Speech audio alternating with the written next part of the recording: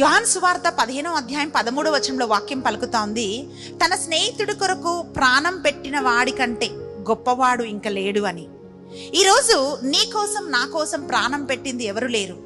నీ కోసం నా కోసం త్యాగం చేసింది లోకంలో ఎవరు లేరు. ప్రియ సహోదరి, ప్రియ సహోదరుడా, పాపం నుంచి మనం విడిపించటానికి, బంధకంలోంచి మనం విడిపించటానికి, ఈరోజు ప్రియబిడ్డ నువ్వు ఇలా జీవించటానికి ఒక వ్యక్తి నీ కోసం ప్రాణం పెట్టాడు, నీ కోసం రక్తం కార్చాడు. ఆయనే యేసు ప్రభు, నీ సృష్టికర్త, శాశ్వతంగా నిన్ను ప్రేమించిన వాడు. ప్రియులరా, ఈరోజు నీ కోసం త్యాగం చేసిన ఆ దేవుని త్యాగాన్ని నువ్వు మర్చిపోకూడదు. ఈరోజు నువ్వు ఇలా ఉన్నావంటే ప్రియబిడ్డ, అది ఆయన రక్షణ, ఆయన మనకు ఉచితంగా అనుగ్రహించిన రక్షణ. ఈరోజు నువ్వు ఇలా ఉన్నావంటే నీ తల్లిదండ్రులు, నీ కుటుంబ సభ్యులు ఎవరెవరైతే నీ కోసం త్యాగం చేశారో వారందరినీ నువ్వు జ్ఞాపకం